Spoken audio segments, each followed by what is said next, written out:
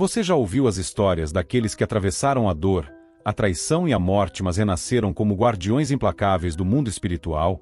Laroie a todos, e hoje vamos relembrar as histórias de Rosa Caveira, a feiticeira que renasceu para guiar almas e punir os cruéis, de Tata Caveira, o líder forjado pela dor e pela sabedoria, e tantos outros caveiras de poder e mistério.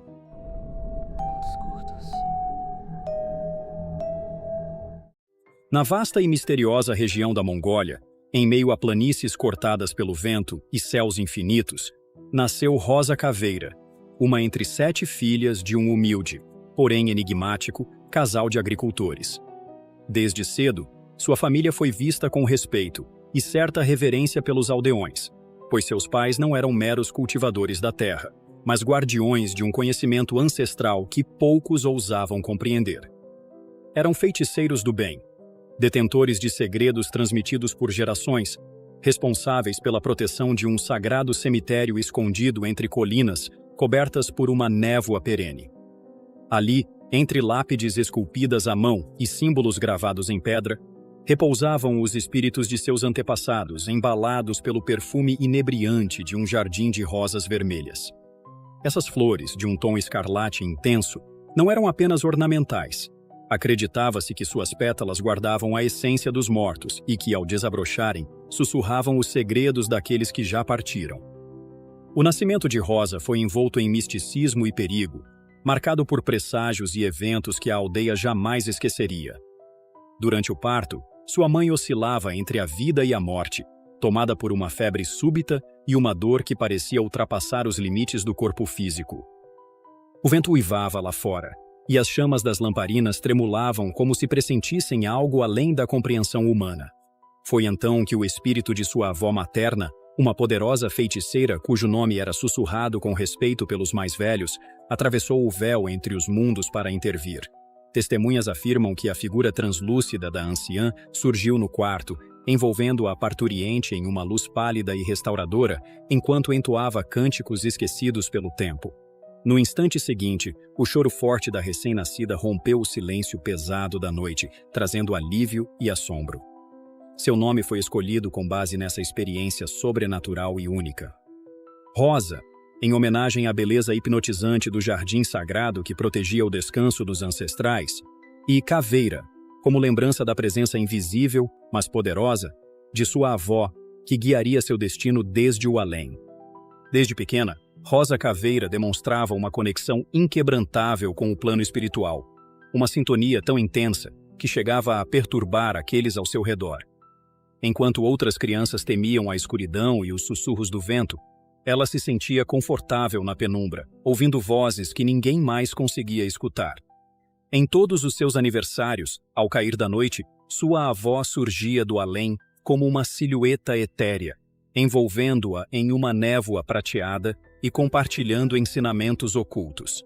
Os segredos da magia ancestral eram revelados apenas a ela, tornando-a diferente de suas irmãs, que a olhavam com crescente desconfiança.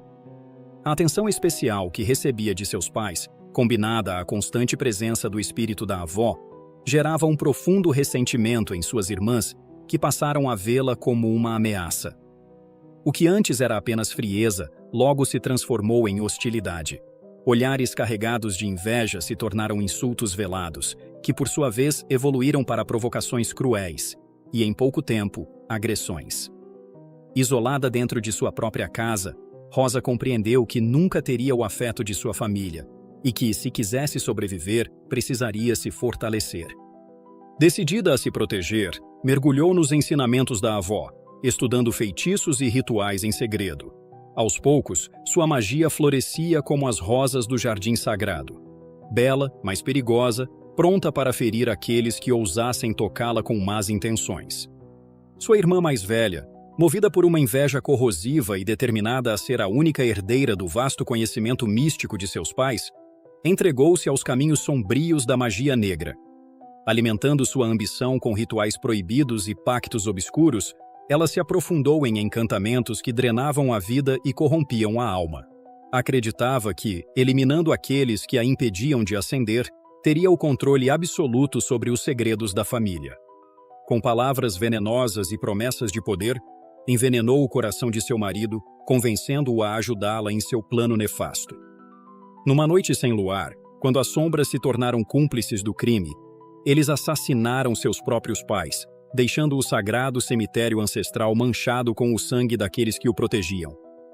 O cheiro da traição se espalhou pelo ar, e Rosa, tomada por uma fúria incontrolável, sentiu o chamado dos espíritos vingativos que repousavam entre as rosas escarlates. Os sussurros dos mortos ecoaram em sua mente, inflamando seu desejo de justiça. Com os conhecimentos místicos recém-adquiridos, evocou forças além da compreensão humana e invocou uma maldição implacável sobre sua irmã e seu cunhado. Gritos cortaram a noite quando seus corpos foram tomados por uma agonia sobrenatural, suas almas puxadas para o reino dos mortos sem esperança de descanso. As outras irmãs, testemunhas impotentes da terrível retribuição, sentiram o peso do verdadeiro poder de Rosa. O medo gravou-se em seus corações e, temendo encontrar o mesmo destino, juraram lealdade à nova soberana da família, reconhecendo-a não apenas como sua irmã, mas como a incontestável guardiã dos segredos ancestrais. Aos 19 anos, sufocada pelo peso da traição, da dor e dos sussurros inquietos dos mortos que ainda ecoavam entre as paredes de sua casa, Rosa Caveira tomou a decisão que mudaria para sempre seu destino.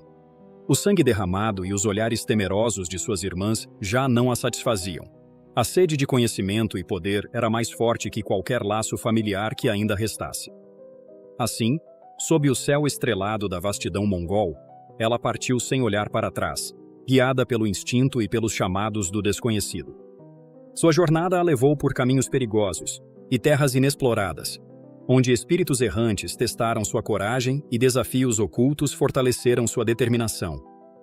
Foi então que, em meio a uma densa floresta, onde os ventos sussurravam encantamentos esquecidos, Rosa encontrou um poderoso mago e seus 4 irmãos, mestres de uma feitiçaria tão antiga quanto o próprio tempo. Eles enxergaram nela algo raro, uma chama indomável, um potencial que ultrapassava a compreensão comum.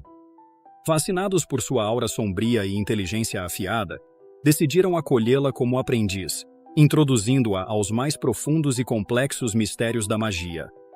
Os anos ao lado dos 5 magos foram de aprendizado intenso e provações constantes.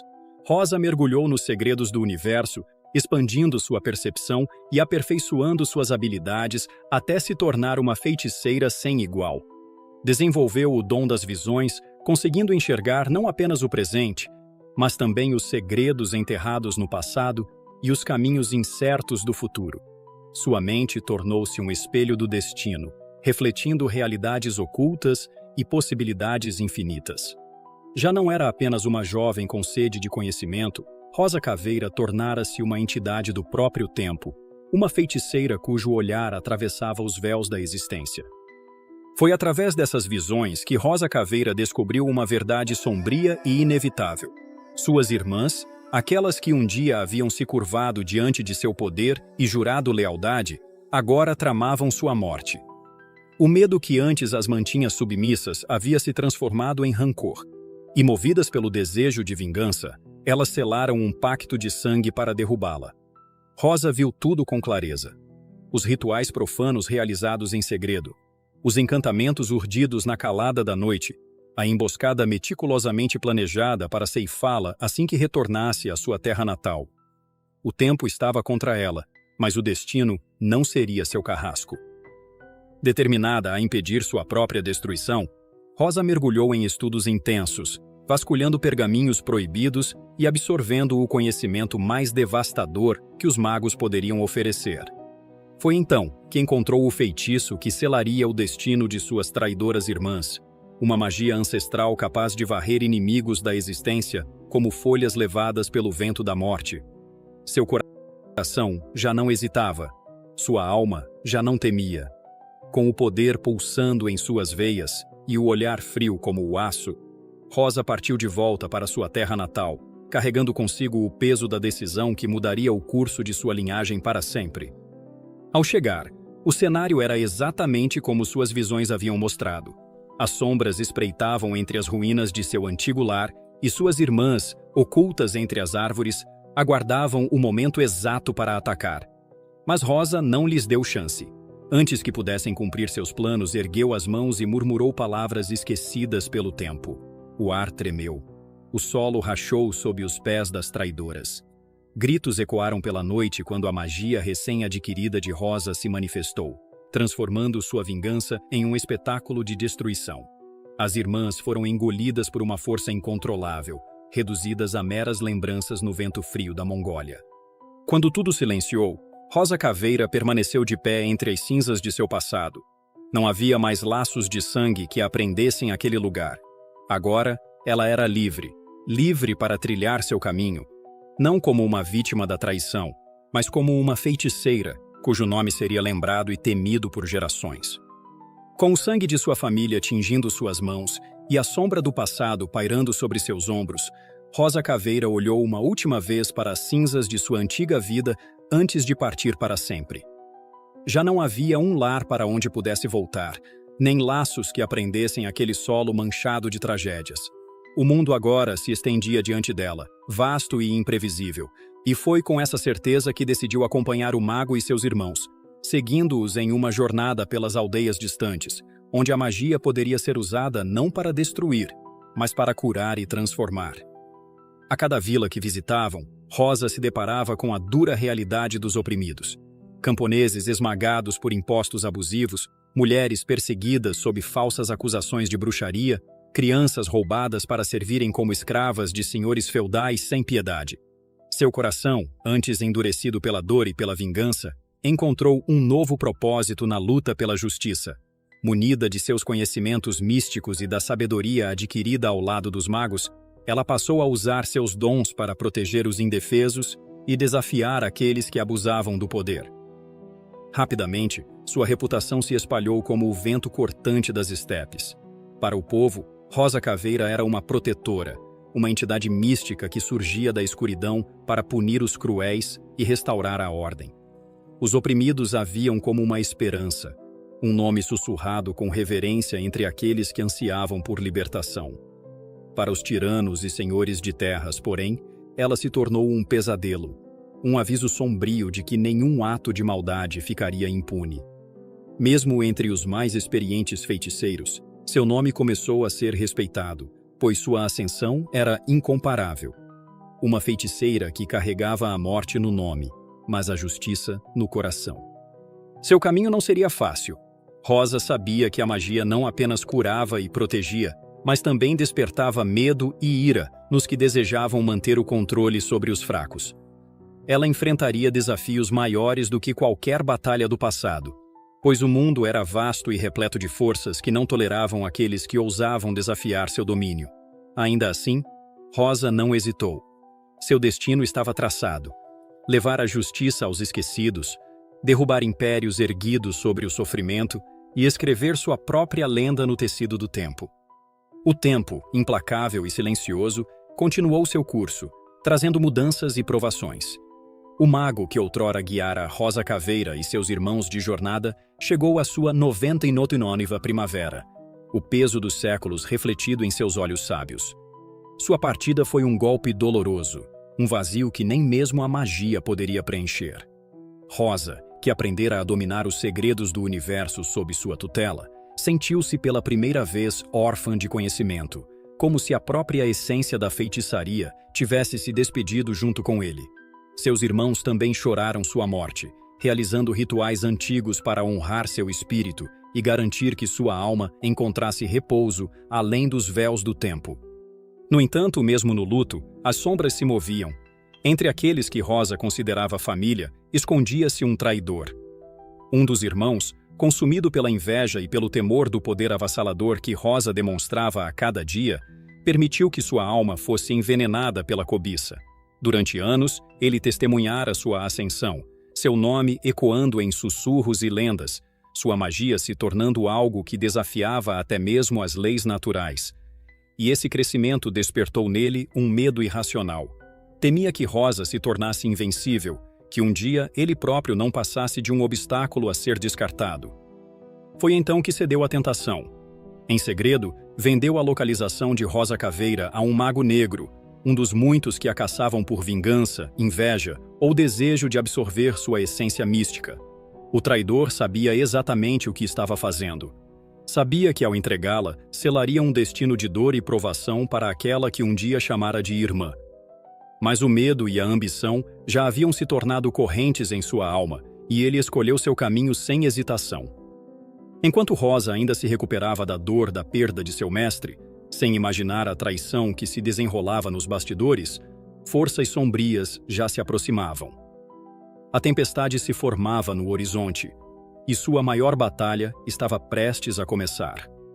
O Mago Negro, astuto e cruel, não subestimava Rosa Caveira. Sabia que enfrentá-la diretamente seria suicídio, pois sua magia havia se tornado poderosa demais. No entanto, como todo ser de grande poder, Rosa possuía uma fraqueza: a lealdade cega àqueles que chamava de irmãos. Foi com essa verdade sombria que ele teceu sua armadilha. Com a informação fornecida pelo traidor, ele aguardou pacientemente, estudando seus hábitos, suas defesas, seus momentos de vulnerabilidade. Quando finalmente chegou a hora, a emboscada foi orquestrada com precisão mortal. Rosa foi atraída para um antigo templo em ruínas, um local impregnado de feitiços obscuros que anulavam sua conexão com o mundo espiritual. Ali, sua força foi drenada, sua energia consumida por encantamentos que a impediam de lutar. A traição foi o golpe mais cruel. Quando percebeu que fora entregue por alguém que considerava um irmão, sua fúria explodiu, mas era tarde demais. Correntes encantadas envolveram seu corpo, espinhos de sombras perfuraram sua carne e sua voz, que tantas vezes havia entoado feitiços poderosos, foi silenciada por um selo místico. Sem poder resistir, foi arrastada diante do Mago Negro, que saboreou sua vitória antes de desferir o golpe final. A lâmina fria e impiedosa encontrou seu pescoço. Com um único movimento, a cabeça de Rosa Caveira se separou de seu corpo, e seu sangue, outrora repleto de magia e vida, manchou o solo profanado. Seu corpo inerte foi abandonado, enquanto sua cabeça era levada como um troféu, uma oferenda aos espíritos ancestrais dos Magos Negros. Mas seu sofrimento não terminou com a morte. O ritual maligno realizado sobre sua cabeça aprisionou sua alma em um plano sombrio, um domínio de trevas, onde gritos de condenados ecoavam por toda a eternidade. Rosa não encontrou descanso. Em vez disso, foi acorrentada nesse abismo, impedida de seguir adiante, condenada a existir em um limbo de dor e fúria. Contudo, o que os Magos Negros não previram foi que um espírito como o de Rosa Caveira não se dobraria para sempre. Mesmo na morte, sua essência não se apagaria tão facilmente. Algo dentro dela resistia, um fogo que nem as trevas mais profundas poderiam extinguir. E no silêncio do plano sombrio, algo começou a despertar. O vazio do plano sombrio parecia eterno, um oceano de desespero sem fim. Presa entre sombras e lamentos, Rosa Caveira sentia sua essência se dissipar, como se estivesse sendo lentamente apagada da existência. Mas no instante em que seu espírito vacilava, uma luz rompeu as trevas. Era ele. Seu mestre, o mago que a ensinara a enxergar além do véu da realidade, aquele que lhe dera conhecimento e propósito. Sua presença emanava poder e serenidade, como um farol na tempestade. Com um gesto, ele desfez as correntes que a prendiam e sua voz, carregada de mistério e sabedoria, ecoou pelo abismo. Rosa, sua jornada não acabou. Você foi traída, mas não vencida. Sua essência é forte demais para ser apagada. Agora você renascerá. A escuridão ao seu redor se despedaçou como vidro quebrado, e Rosa sentiu sua alma ser puxada de volta ao fluxo do universo. Mas ela não voltou como antes. Algo dentro dela havia mudado, algo que ia além da carne e do sangue. Ela retornou não como uma mortal, mas como algo muito maior. Seus olhos se abriram para um novo plano de existência, onde o tempo e o espaço se curvavam à vontade dos espíritos. À sua frente, uma presença imponente a aguardava. Exu Caveira, o senhor dos caminhos entre a vida e a morte, aquele que guiava as almas e zelava pela justiça além do mundo físico. Ele a observou por um longo momento antes de falar. Você foi forjada na dor, mas não cedeu. Agora tem um novo propósito. Se quiser, pode se juntar à minha falange e caminhar ao lado daqueles que trazem equilíbrio entre os mundos. Rosa não hesitou. A sede de justiça que ardia em sua alma jamais poderia ser saciada no plano dos vivos. Agora, sua missão ia além da matéria. Aceitou seu novo destino e, naquele momento, renasceu como uma entidade poderosa, uma guardiã espiritual que carregava o peso da morte, mas também a promessa de vingança para aqueles que clamavam por justiça. Seu nome ecoaria pelos dois mundos, temido por aqueles que ousavam agir com crueldade e reverenciado por aqueles que precisavam de proteção. Rosa Caveira havia voltado, não mais como uma feiticeira mortal, mas como um espírito imortal da justiça e da retribuição. O nome de Rosa Caveira tornou-se sinônimo de poder e justiça, reverenciado tanto no mundo espiritual quanto no plano terreno. Sua lenda se espalhou entre aqueles que lidam com o oculto, sendo conhecida como a guardiã das almas perdidas e a vingadora dos injustiçados. Ela não era mais uma simples mortal que buscava a redenção em um mundo falho, mas uma força cósmica que caminhava sem medo, cruzando os limites entre os vivos e os mortos, entre os mundos visíveis e invisíveis. Rosa tornou-se uma entidade poderosa, conectada a todas as energias espirituais. Sua presença era sentida nos momentos mais sombrios, onde a justiça precisava ser feita. Ela guiava as almas que clamavam por redenção, oferecendo-lhes uma chance de superar seus passados tortuosos e encontrar um caminho para a paz.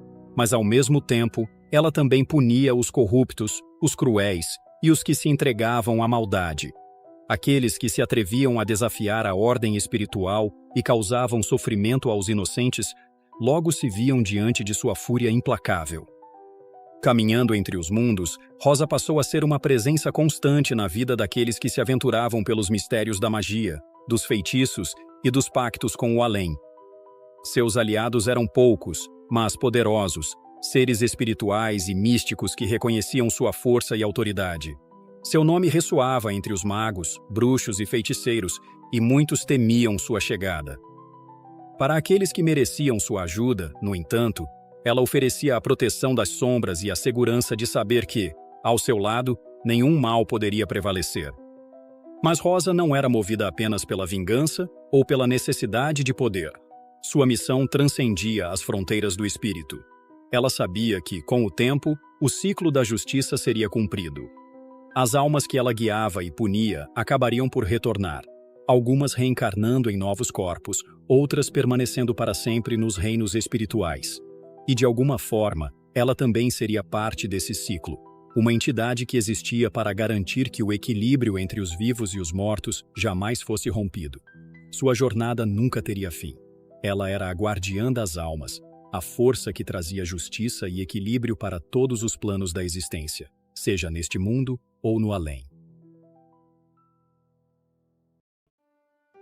Era uma vez, no distante ano de 670 d.C., sob o calor escaldante do Egito, um homem chamado Próculo. Nascido em uma aldeia humilde às margens do rio Nilo, Próculo era filho de camponeses simples, cuja vida girava em torno das colheitas, das cheias do rio e das bênçãos da terra fértil. Desde cedo, porém, ele demonstrou uma inquietação incomum, uma chama interior que o diferenciava dos demais. Enquanto seus pais viam o trabalho árduo como um destino imutável, ele enxergava nele apenas um ponto de partida. Seu nome, de origem romana, não era uma escolha aleatória. Era uma homenagem ao chefe da guarda romana da época, um símbolo da força e do poder que o império ainda exercia sobre aquelas terras. No entanto, ao contrário dos soldados que marchavam sob as ordens de Roma, Próculo não ansiava por glória militar ou títulos nobres em terras distantes. Seu verdadeiro desejo não era lutar por um império que já dava sinais de declínio, mas conquistar sua própria prosperidade, construir uma vida digna e confortável, onde pudesse encontrar satisfação e felicidade. Para isso, ele sabia que precisaria desafiar as tradições, aprender com os comerciantes que vinham de todas as partes do mundo e buscar conhecimento além das fronteiras de sua aldeia. Assim começava sua jornada, impulsionada pela ambição e pela certeza de que o destino não estava escrito nas areias do deserto, mas sim moldado por aqueles que ousavam sonhar. Ao longo dos anos, Próculo dedicou-se ao comércio de cabras, camelos e terras, tornando-se um negociante astuto e respeitado entre os mercadores do Egito. Seu talento para os negócios lhe permitiu acumular riquezas consideráveis, expandindo sua influência para além das fronteiras de sua aldeia. Aprendeu a negociar com viajantes vindos do Oriente e do Ocidente, dominando línguas e costumes para fechar os melhores acordos. Seu nome tornou-se sinônimo de prosperidade, e muitos buscavam sua sabedoria para garantir bons investimentos. No entanto, por mais que as caravanas que passavam por suas terras trouxessem ouro e especiarias, havia algo que nenhuma moeda poderia lhe dar. Um vazio que nem o sucesso conseguia preencher. Esse vazio tinha um nome: Amira. Desde a infância, ela fora sua confidente, sua cúmplice nas brincadeiras inocentes sob a sombra das palmeiras e a guardiã de seus sonhos mais secretos. Filha de um influente mercador, Amira era dona de uma beleza singular, mas era seu espírito livre e sua inteligência aguçada que mais encantavam Próculo. Seus olhos, brilhantes como estrelas no céu do deserto, refletiam a imensidão de possibilidades que ele tanto almejava. Com ela, as noites pareciam menos frias e o mundo menos severo. Mas à medida que cresciam, as barreiras entre suas realidades também aumentavam. Amira era prometida a outro homem, e o destino que Próculo tanto queria moldar com as próprias mãos parecia lhe escapar, como a areia fina que escorria entre seus dedos. A amizade entre Próculo e Amira floresceu ao longo dos anos, tornando-se um laço forte e inquebrável, como o próprio curso do Nilo que dava vida à terra árida. Eles eram inseparáveis, compartilhando desde as pequenas alegrias do cotidiano até os sonhos mais ousados para o futuro. Caminhavam lado a lado pelos mercados movimentados, observavam juntos o pôr do sol tingindo as areias do deserto de dourado e trocavam confidências sob a luz da lua, como se o tempo fosse eterno e nada pudesse separá-los. No coração de Próculo, porém, aquela amizade havia se transformado em algo muito maior. Ele já não via Amira apenas como sua companheira de infância, mas como a mulher com quem desejava compartilhar o resto de sua vida. Em suas visões do futuro, via-se casado com ela, construindo um lar sólido e uma família próspera, onde o riso e o amor reinariam soberanos. Sentia que seu destino estava entrelaçado ao dela, e cada conversa, cada olhar trocado apenas fortalecia essa certeza. Mas o destino, imprevisível como as tempestades do deserto, tinha outros planos. O amor que florescia em seu peito enfrentaria desafios que nenhum ouro ou poder poderiam desfazer. O pai de Amira, um homem de visão estratégica e ambições calculadas, já havia escolhido para ela um noivo. Um comerciante rico e influente, cuja aliança traria benefícios para a família. Para ele, o amor era um luxo que poucos podiam se permitir, e sentimentos não deveriam se sobrepor aos negócios.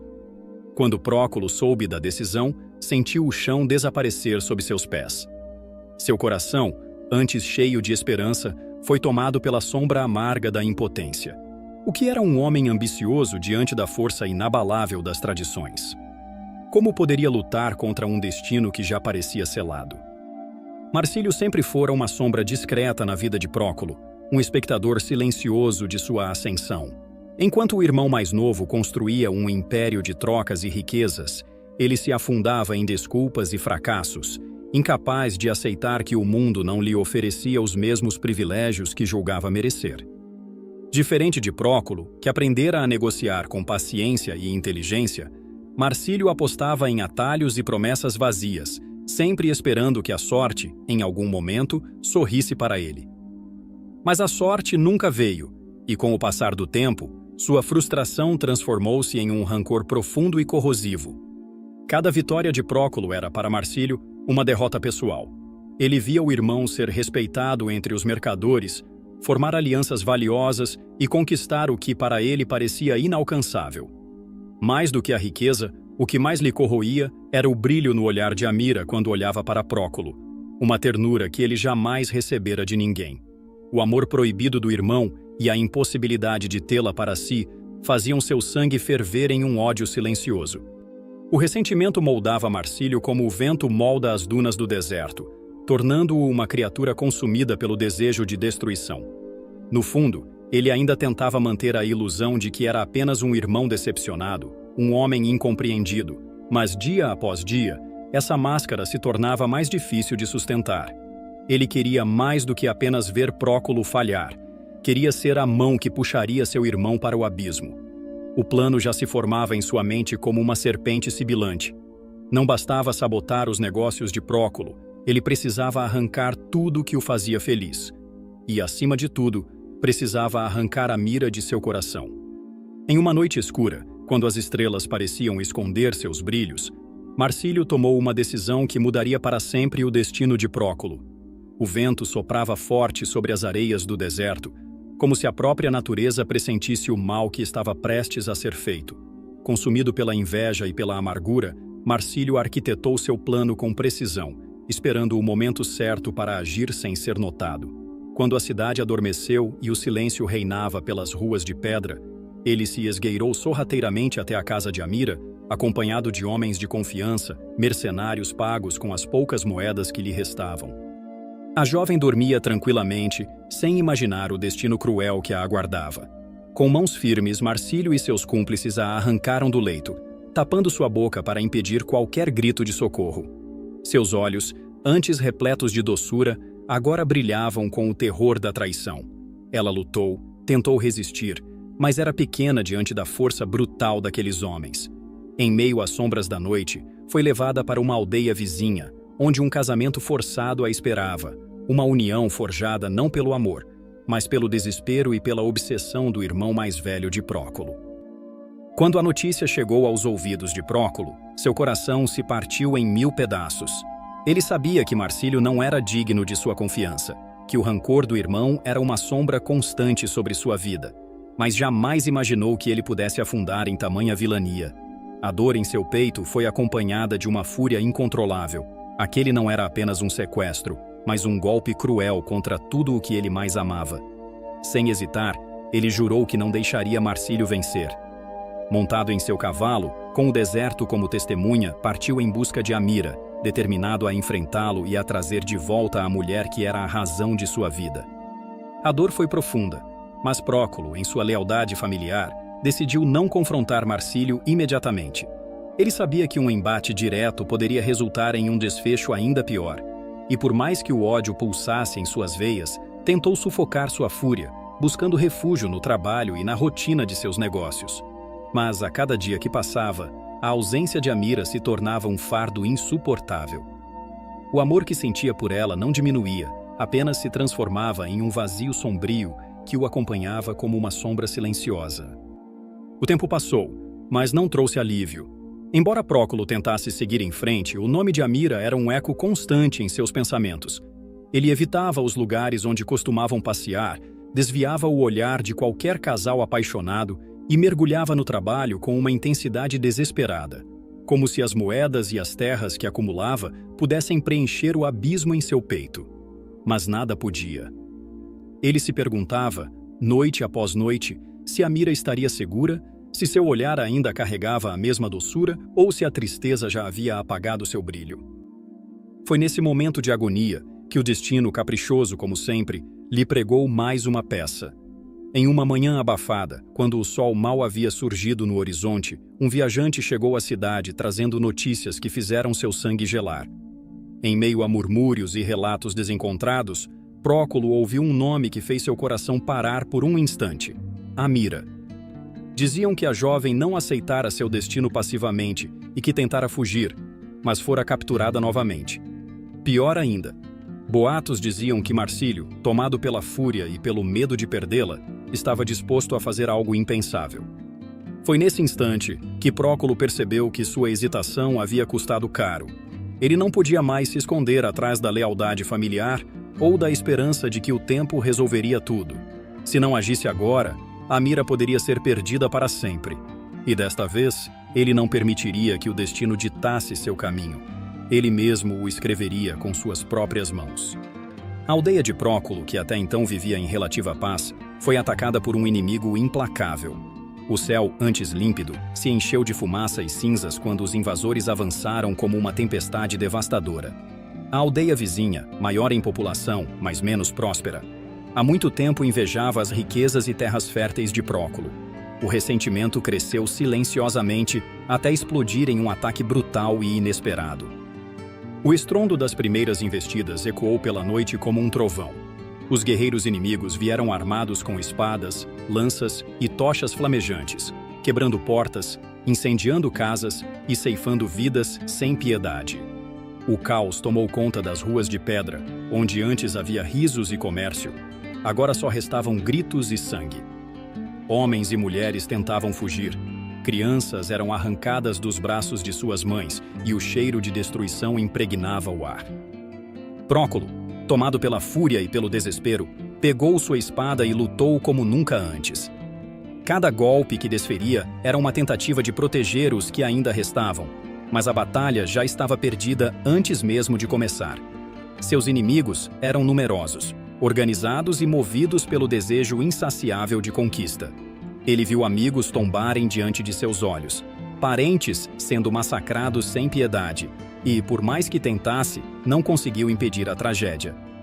Ao amanhecer, a aldeia, antes próspera, era apenas um campo de ruínas e cinzas. Dos muitos que ali viviam, apenas 49 pessoas sobreviveram ao massacre, escondendo-se entre os escombros ou fugindo para os arredores. O silêncio que se seguiu ao ataque era quase tão ensurdecedor quanto o próprio confronto. Próculo, coberto de sangue e poeira, caiu de joelhos no chão devastado, sentindo um peso esmagador sobre seus ombros. Sua casa estava destruída, sua gente aniquilada e sua alma despedaçada. Mas algo queimava dentro dele. Uma chama que nem a tragédia conseguiu apagar. Ele havia perdido quase tudo, mas não perderia a si mesmo. Ergueu-se lentamente, o olhar fixo no horizonte, e tomou uma decisão. A dor da perda jamais seria esquecida, mas ele usaria essa dor como combustível. Se o destino queria testá-lo, então que estivesse preparado para enfrentar um homem que já não tinha mais nada a perder. Mas o pior ainda estava por vir. O luto e a dor se transformaram em uma fúria ardente dentro dos corações dos sobreviventes. Não havia mais espaço para medo ou hesitação. Tudo o que restava era o desejo de vingança. Com armas improvisadas e a força do desespero, Próculo e os outros 48 sobreviventes reuniram-se em um último levante contra seus inimigos. Eles atacaram com toda a fúria que a dor lhes proporcionava, derramando sangue sem piedade. Seus gritos de guerra ecoaram como trovões no campo de batalha, e por um breve instante parecia que poderiam triunfar sobre a tragédia. Porém, a esperança logo se desfez diante da implacável realidade. Eram poucos contra muitos, e apesar da coragem feroz que os impulsionava, foram rapidamente sobrepujados. Os inimigos, furiosos pela resistência inesperada, reagiram com brutalidade ainda maior. Um a um, os guerreiros sobreviventes foram caindo, não apenas feridos, mas capturados. O próprio Próculo lutou até a última gota de energia, derrubando adversários e recusando-se a se render, mas seu corpo já estava exausto, e quando uma lâmina o atingiu de raspão na perna, ele tombou, sentindo o chão frio sob seu corpo. Antes que pudesse se reerguer, mãos fortes o agarraram, amarrando-o como um animal prestes a ser sacrificado. A vingança, que outrora parecia a única saída, agora os havia condenado. Seus inimigos não tiveram piedade. Com olhares gélidos e implacáveis, arrastaram os prisioneiros para o centro da aldeia. As ruínas fumegantes serviriam de palco para o castigo final. Em meio ao cheiro de cinzas e carne queimada, estacas de madeira foram erguidas e os sobreviventes, um por um, foram amarrados. As chamas cresceram lentamente, como uma serpente faminta, lambendo os corpos indefesos com um calor insuportável. Gritos de dor cortaram a noite, mesclando-se ao estalar da madeira e ao riso cruel dos algozes. Próculo cerrou os dentes, sentindo o fogo se aproximar de sua pele. O calor queimava, a fumaça sufocava e a escuridão começava a envolvê-lo. E, naquele momento final, enquanto a morte o abraçava, uma sensação estranha o preencheu. Não era medo, não era desespero. Era algo mais profundo, algo que o aguardava além da dor. O destino ainda não havia terminado sua história. A dor que Próculo sentiu naquele momento não era apenas física.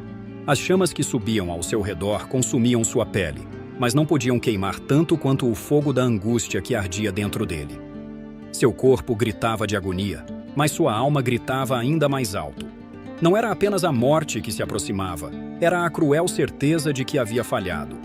Falhado em proteger sua aldeia, falhado em salvar seu povo, falhado em impedir que seu próprio sangue o traísse da forma mais vil. A traição de Marcílio era o que mais dilacerava sua alma. Não foram guerreiros desconhecidos que destruíram tudo o que ele amava. Foi seu próprio irmão que abriu caminho para a tragédia. Próculo imaginou, mesmo no meio da dor lancinante, onde a Mira estaria agora. Estaria chorando? Estaria resistindo ao destino cruel que lhe fora imposto? Ou já teria se resignado a um futuro ao lado do homem que a arrancara de seus braços? A simples ideia era mais cortante do que qualquer lâmina, mais devastadora do que o fogo que o consumia. Ele tentou lutar contra as amarras que o prendiam, mas era inútil. Sua visão começou a escurecer, não apenas pelo calor sufocante, mas pela exaustão, pelo desespero que o esmagava. O crepitar das chamas parecia distante agora, como se o mundo ao seu redor estivesse se desfazendo em sombras. Sua respiração tornou-se pesada e um frio estranho começou a tomar conta de seus membros, mesmo em meio ao fogo. Foi então que, no limite entre a vida e a morte, algo aconteceu. Um sopro de vento atravessou o cenário de destruição, fazendo as chamas dançarem de forma anormal. O céu, antes manchado de fumaça, pareceu tremer, e no instante em que sua consciência começou a se esvair, Próculo sentiu algo diferente. Não era o toque da morte, mas uma presença. Algo antigo, poderoso, invisível aos olhos, mas real como o próprio sofrimento que ele carregava. E foi assim que Próculo partiu deste mundo. Mas sua história estava longe de acabar. Mas em seu último suspiro, Próculo fez uma promessa silenciosa, um juramento que ecoaria além da morte. Sua alma, consumida pela dor e pela injustiça, recusou-se a aceitar o fim. Ele não descansaria. Não poderia. Enquanto seus algozes ainda respirassem, enquanto Marcílio vivesse impune e a Mira permanecesse aprisionada ao lado do traidor, sua essência vagaria pelo tempo e pelo espaço, buscando redenção, vingança e, acima de tudo, justiça. Foi nesse momento, entre a vida e a morte, que algo dentro dele despertou. Um frio sobrenatural tomou conta de seu peito, contrastando com o calor infernal que consumia seu corpo. Sua visão, antes turva, clareou por um instante, e ele sentiu um arrepio percorrer-lhe a espinha. O fogo, que deveria ser sua ruína, agora parecia distante. Ele já não sentia dor, apenas uma intensa e poderosa presença envolvendo sua alma. A escuridão veio como uma onda, arrastando-o para um abismo sem forma nem cor. O tempo perdeu o significado. Ele não sabia se estava ali por segundos ou por séculos. Tudo o que restava era a promessa que fizera. Então, do vazio, vozes começaram a sussurrar ao seu redor. Palavras incompreensíveis, antigas, carregadas de poder e mistério. Figuras sombrias emergiram na névoa, observando-o com olhos brilhantes, avaliando-o, julgando-o. Uma delas se aproximou, alta e imponente, seu rosto oculto por um manto negro. Sua voz soou como o próprio vento cortante do deserto. Você morreu com ódio no coração, Próculo. Mas nem todos os mortos descansam. Seu destino ainda não foi selado. Próculo tentou falar, mas sua voz não saiu. No entanto, ele não precisava. Eles já sabiam, eles já sentiam o peso de seu desejo. A figura ergueu uma mão e um clarão rasgou a escuridão. Então que assim seja. Você não será esquecido. Mas lembre-se, o caminho que escolheu não é fácil. O preço da vingança é a própria alma. E assim, Próculo renasceu. Não mais como um simples homem, mas como algo além da compreensão dos vivos. Sua jornada espiritual havia começado, e nada, nem o tempo, nem a morte, nem os deuses, poderia detê-lo agora. Após sua morte, a alma de Próculo não seguiu o caminho comum dos espíritos perdidos. Ela viajou para o além, mas não se perdeu na vastidão do desconhecido. Ao contrário, sua dor, sua raiva e sua sabedoria o moldaram de maneira única.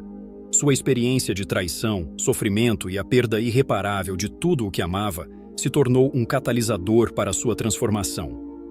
Cada lágrima derramada, cada momento de agonia, foi imortalizado em sua essência espiritual, dando-lhe uma perspectiva profunda sobre a vida e a morte, sobre as escolhas dos vivos e as consequências que se estendem para além da existência terrena. Foi nesse estado de angústia e reflexão que ele foi chamado pelos antigos espíritos da linha dos Exus Caveiras. Esses espíritos que, como ele, carregavam a marca da traição e da dor profunda, viram nele um potencial único. Eles o reconheceram, não como um simples homem que havia falecido, mas como alguém cuja dor o tornaria forte o suficiente para compreender as complexidades do mundo espiritual. Os Exus Caveiras eram guardiões das almas atormentadas, espíritos de justiça que navegavam entre os mundos, guiando aqueles que, como Próculo, se encontravam à beira da vingança e da redenção. Eles o iniciaram na linha, oferecendo-lhe um novo caminho. Não o de vingança cega, mas o de um espírito que entende a fragilidade e a intensidade da alma humana. Através deles, Próculo aprendeu sobre os fios invisíveis que ligam os vivos aos mortos, sobre como os sentimentos humanos, a dor, a raiva, o amor e a perda, podem ressoar no além.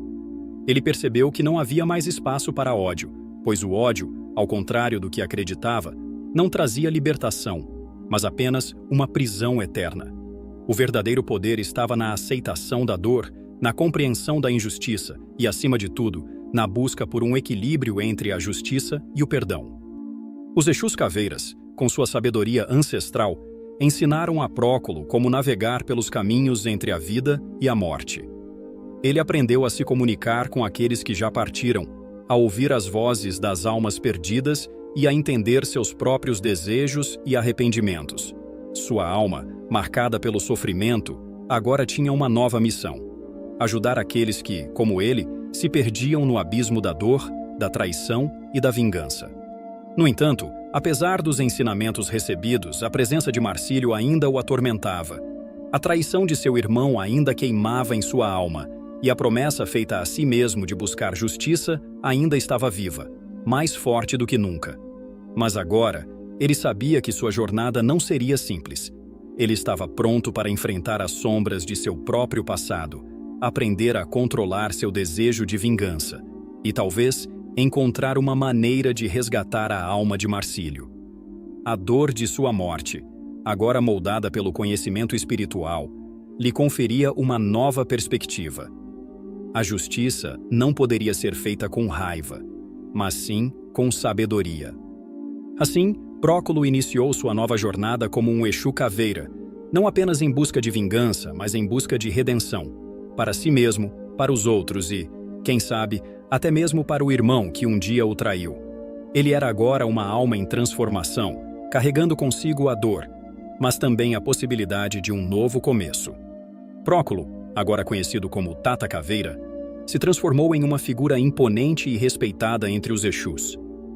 Sua jornada espiritual, marcada por dor, traição e perda, o moldou de tal forma que ele se destacou não apenas por sua experiência, mas pela profunda sabedoria que havia adquirido ao longo de sua transformação. Ele compreendia as sombras da alma humana com uma clareza única, entendendo que a morte não era o fim, mas apenas uma passagem para outro reino, onde a justiça verdadeira e a redenção poderiam ser alcançadas. A transição de Próculo para Tata Caveira não foi uma simples mudança de nome ou aparência. Seu espírito, agora mais forte e mais resoluto do que nunca, refletia o equilíbrio entre a sabedoria adquirida nas profundezas da dor e o entendimento das complexidades espirituais do além. Ele compreendeu que a vingança não poderia ser o único combustível de sua jornada. O ódio, embora uma chama ardente, acabava por consumir aqueles que o alimentavam. Tata Caveira, ao contrário, cultivou a sabedoria como sua força. Ele sabia que a verdadeira liderança espiritual vinha da capacidade de guiar os outros sem ceder às emoções destrutivas. Sua habilidade de compreender as complexidades da alma humana tornou-o o líder natural entre os Exus Caveiras. Seus irmãos espirituais, que também carregavam as cicatrizes da traição, da perda e da dor, olhavam para ele com grande respeito, reconhecendo nele uma liderança sólida e compassiva. Tata Caveira não apenas ensinava sobre a morte e a vida além do véu, mas também sobre o poder da autotransformação. Ele mostrava a seus seguidores que, embora a dor fosse inevitável, ela também poderia ser uma ferramenta para o crescimento espiritual. Sob sua liderança, os Exus Caveiras se tornaram uma força imbatível, guiando almas perdidas, buscando equilíbrio entre a justiça e o perdão, e mantendo a ordem nas esferas espirituais. Tata Caveira sabia que, para curar o mundo dos vivos e dos mortos, Era necessário olhar para dentro e compreender a própria dor e os próprios arrependimentos. Ele, mais do que ninguém, entendia que as cicatrizes do passado eram parte de quem eles se tornavam, mas que o verdadeiro poder estava em usar essas cicatrizes como trampolins para a elevação espiritual. A sua liderança se baseava não apenas na força, mas na empatia e no entendimento. Ele guiava os Exus caveiras através das complexidades da vida e da morte, com uma combinação de firmeza e compaixão, estabelecendo uma nova ordem entre os espíritos que, antes, se perdiam nas trevas da vingança. Tata Caveira foi a luz que iluminou os caminhos escuros da traição e da injustiça, provando que, mesmo as almas mais marcadas pelo sofrimento, podiam encontrar um novo propósito, um caminho para a redenção. No entanto, apesar de sua nova posição de poder, a figura de Marcílio ainda pairava sobre Tata Caveira. O desejo de justiça, de redenção para seu irmão traidor, ainda pulsava em seu ser. Mas agora, ele sabia que a verdadeira justiça espiritual era mais complexa do que simplesmente vingar a dor do passado. Ele compreendeu que sua missão não era só lidar com as sombras de sua própria vida, mas também ajudar aqueles que, como Marcílio, estavam aprisionados em seus próprios erros e traições. A história de Tata Caveira, portanto, estava longe de terminar. Ela apenas começava a ganhar novas dimensões, com novos desafios espirituais e emocionais pela frente. A dor que Tata Caveira carregava, originária de sua vida anterior como próculo, não apenas o moldou como um ser espiritual, mas também o ajudou a cultivar uma empatia profunda pelas almas que enfrentavam perdas e traições. Ao longo de sua jornada, ele percebeu que a dor não precisava ser vista como um fardo insuportável, mas como uma poderosa ferramenta de transformação. Através de suas próprias cicatrizes, Tata Caveira aprendeu a olhar para os outros com uma compreensão única e a guiar aqueles que passavam por experiências semelhantes. Seu passado de sofrimento o tornara forte, mas também lhe conferira uma sensibilidade rara, que ele usava para ajudar aqueles que, como ele, haviam sido vítimas da traição ou da perda. Apesar de sua postura severa e implacável, Tata Caveira não era apenas uma figura de punição e justiça. Ele possuía uma visão mais ampla sobre o sofrimento humano, e isso o tornava um líder respeitado. Sabia reconhecer a linha tênue entre a vingança impulsiva e a verdadeira justiça, equilibrando os dois com uma sabedoria inata que era admirada por todos ao seu redor. Muitos vinham até ele não apenas buscando reparação, mas também consolo e orientação para lidar com as marcas de suas próprias experiências dolorosas. Tata Caveira se tornou não apenas um guardião, mas também um mentor, guiando aqueles que precisavam de ajuda para encontrar a força e a sabedoria para seguir adiante. Sua liderança na linha dos Exus Caveiras foi marcada por sua habilidade de discernir o que era necessário em cada situação. Ele não tomava decisões de forma impulsiva, mas sim com profunda reflexão e empatia. Isso fez com que se tornasse a figura central da linha, sendo reconhecido não apenas pela sua força, mas pela sua capacidade de enxergar o ser humano por trás de cada dor. Tata Caveira sabia que, muitas vezes, as almas mais atormentadas eram aquelas que mais precisavam de compreensão e, quando oferecida de maneira justa, a oportunidade de redenção. Sua sabedoria não estava apenas em seu entendimento da vida e da morte, mas também em como os traumas e as dores poderiam ser usados como combustível para o crescimento espiritual. Ele tornou-se o primeiro Exu a ser transformado, uma honra que, mais do que uma questão de poder, simbolizava sua evolução e a capacidade de se reerguer das cinzas da dor. Como o Exu primário, Tata Caveira representava a primeira passagem entre a vida e a morte, o princípio e o fim. E ao fazer isso, ele tornava-se o elo entre os vivos e os mortos, um intermediário poderoso e respeitado por todos. A sua posição de liderança não veio apenas da força espiritual, mas da confiança que os outros Exus e espíritos depositaram nele.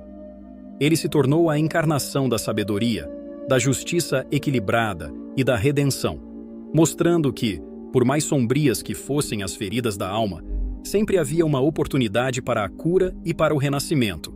Tata Caveira não apenas liderava, mas inspirava, provando que até mesmo as almas mais danificadas podiam ser transformadas em algo poderoso e grandioso capaz de trazer luz aos mais sombrios cantos do universo espiritual.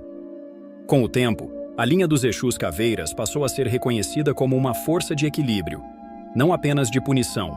Seus seguidores viam Tata Caveira não como um simples líder, mas como um símbolo de resiliência e empatia, alguém que havia experimentado as profundezas do sofrimento humano e que, com isso, havia alcançado uma sabedoria que o tornava incomparável.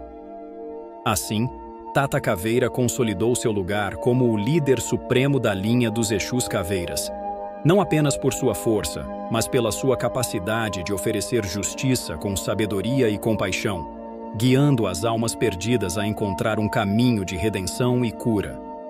Embora muitos vissem Tata Caveira como uma figura rígida e imponente, temendo sua postura severa e suas decisões implacáveis, aqueles que realmente o conheciam entendiam a complexidade de sua personalidade. Para eles, ele não era apenas um líder de poder e autoridade, mas também um amigo leal e generoso. Sua lealdade para com aqueles que mereciam sua confiança era inabalável, e ele estava disposto a fazer sacrifícios para proteger e apoiar aqueles que estavam no caminho de evolução espiritual. Tata Caveira possuía uma capacidade rara de enxergar além das aparências. Ele compreendia que, muitas vezes, o sofrimento e os erros eram apenas manifestações externas de uma alma perdida, buscando a redenção. Por isso, não julgava os outros com base apenas nas ações que viam, mas também nas intenções e na capacidade de transformação que cada indivíduo possuía. Para aqueles que estavam genuinamente empenhados em mudar e crescer, Tata Caveira não hesitava em oferecer generosidade, apoio e orientação. Ele sabia que, no fundo, todo ser humano possui a capacidade de se reerguer e de encontrar a paz, mesmo depois das maiores quedas. Apesar de sua fama de ser um Exu severo e impiedoso quando se tratava de justiça, a verdade era que Tata Caveira possuía um grande coração, que batia com força por aqueles que estavam dispostos a buscar a verdade e a transformação. Ele compreendia a dualidade da vida e da morte, do bem e do mal, e sabia que a verdadeira força não estava apenas em punir, mas também em proteger e apoiar quem se mostrava verdadeiramente comprometido com a evolução. Quando um espírito se aproximava dele com humildade e com a intenção sincera de superar suas fraquezas, Tata Caveira oferecia seu apoio de maneira plena e sem reservas.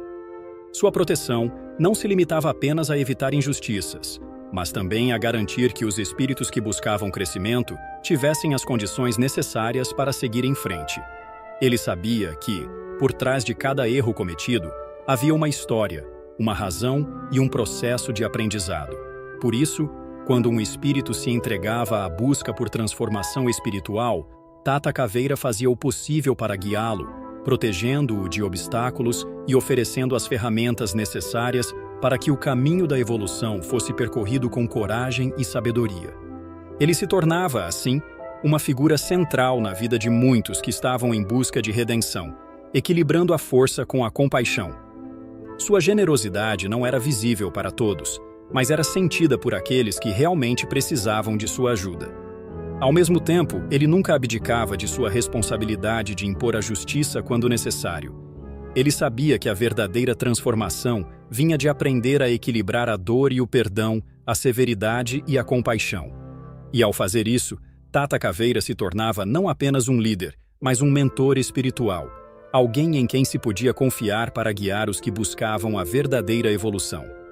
Assim, mesmo aqueles que inicialmente o viam como uma figura distante e implacável, passavam a entender que Tata Caveira, por trás de sua imensa força, era também um amigo leal, alguém que sabia quando ser severo, mas também sabia quando oferecer seu apoio incondicional.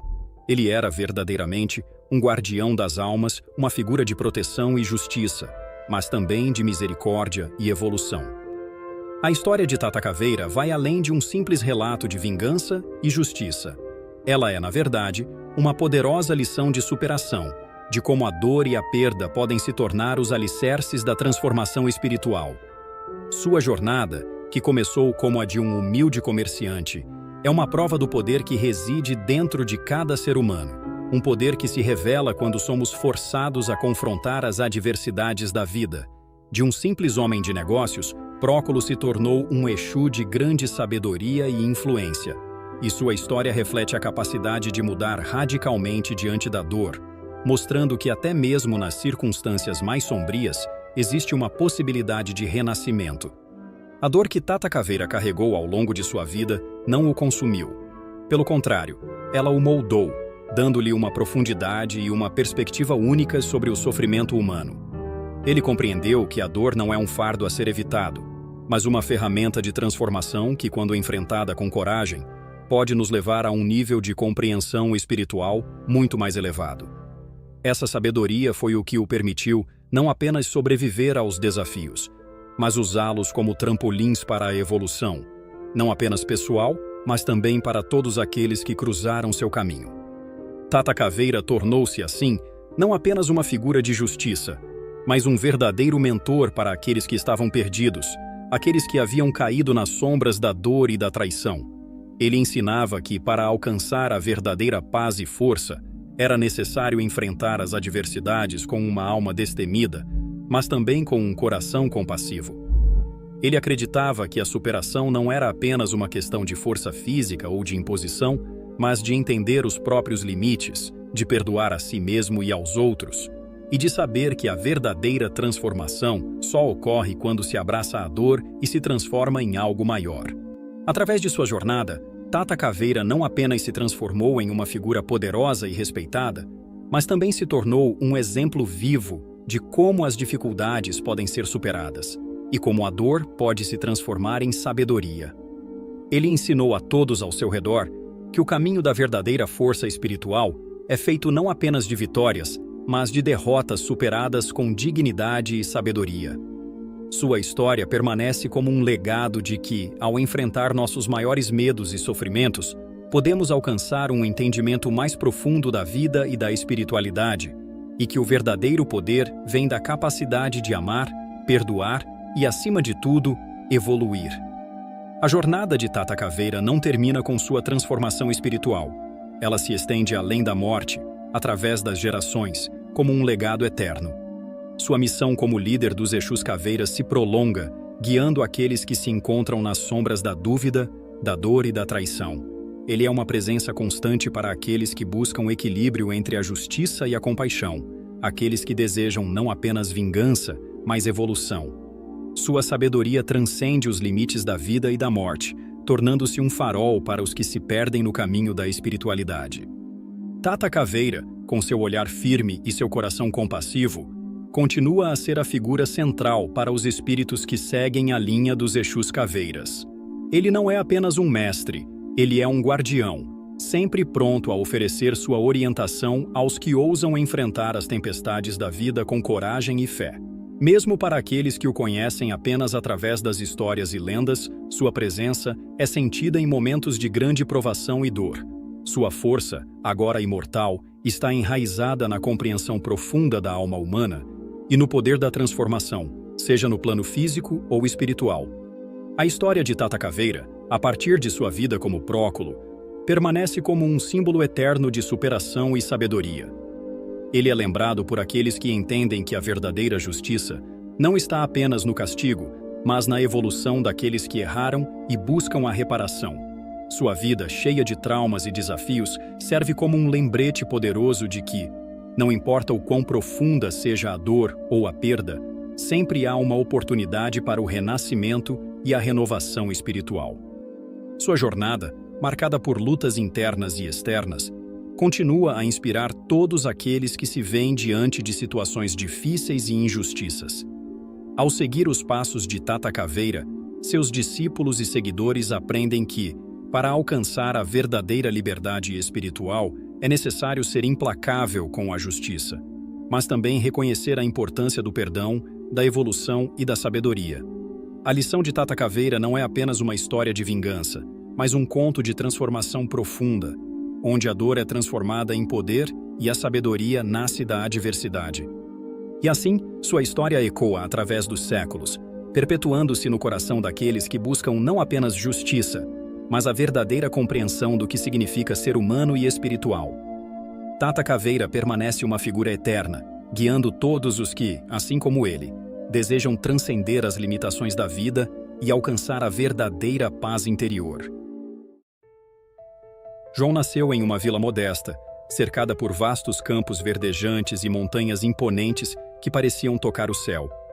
O vento soprava entre as árvores como um sussurro ancestral, e os riachos cristalinos corriam como veias de vida pela terra fértil. Desde pequeno, ele se mostrava diferente das outras crianças. Sua curiosidade não se limitava às brincadeiras e travessuras infantis. Ele parecia enxergar além do que os olhos comuns podiam ver. Seu olhar atento captava sinais invisíveis aos demais, e suas palavras, mesmo em tenra idade, carregavam uma sabedoria incomum, como se falasse por meio de um conhecimento ancestral. Sua avó, uma antiga curandeira conhecida em toda a região por seus dons e seu conhecimento das forças ocultas, logo percebeu que o neto não era um menino qualquer. Com paciência e carinho, ela lhe ensinou os segredos das ervas medicinais, das rezas poderosas e das energias que permeiam o mundo, visíveis apenas para aqueles que sabem senti-las. João absorvia tudo com uma facilidade impressionante, como se as palavras da avó apenas despertassem algo que já vivia dentro dele. Com o passar dos anos, sua conexão com o espiritual se tornou tão forte que ele acabou superando sua própria mestra. O jovem curandeiro era capaz de feitos que beiravam o impossível.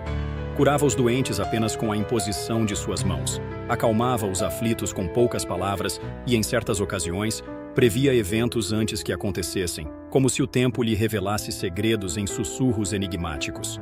Seu nome começou a ser murmurado em reverência pelos moradores da vila e das regiões vizinhas, e muitos viajavam de longe apenas para vê-lo, em busca de cura, orientação ou um vislumbre do destino que os aguardava. A fama de João se espalhou rapidamente, atravessando rios, vales e montanhas, alcançando terras tão distantes que poucos da vila sequer sabiam que existiam. Pessoas de todos os cantos, vindas de povoados esquecidos e cidades movimentadas, enfrentavam longas jornadas apenas para serem atendidas por ele. Homens e mulheres percorriam estradas sinuosas, desafiando o cansaço e as intempéries, movidos pela esperança de alívio para suas dores e angústias. Alguns chegavam carregados por familiares, tão debilitados que mal podiam falar, enquanto outros vinham em busca de conselhos para decisões que moldariam seus destinos. O nome de João se tornara sinônimo de cura e sabedoria, um farol para os desesperados que viam nele a última chance de reverter seu infortúnio. Com o crescimento de sua reputação, a vila também floresceu.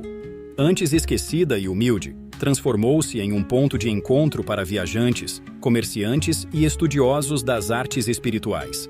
Pequenos negócios surgiram para atender os visitantes que ali chegavam, trazendo prosperidade à região. Mas João não se contentava apenas em aliviar os males do corpo e da alma. Ele sabia que o conhecimento verdadeiro não devia ser guardado, mas sim compartilhado, pois acreditava que sua missão ia além do simples ato de curar. Ele queria garantir que a vila nunca mais ficasse sem um guardião espiritual. Assim, passou a treinar aprendizes, jovens e velhos, homens e mulheres, qualquer um que demonstrasse dedicação e desejo de aprender. Ele lhes ensinava sobre ervas raras, cânticos antigos, o poder das intenções e a importância do equilíbrio entre o mundo visível e o invisível.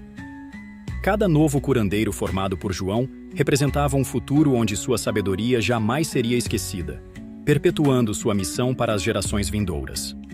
Entretanto, sua crescente fama não passou despercebida pelos olhos do imperador.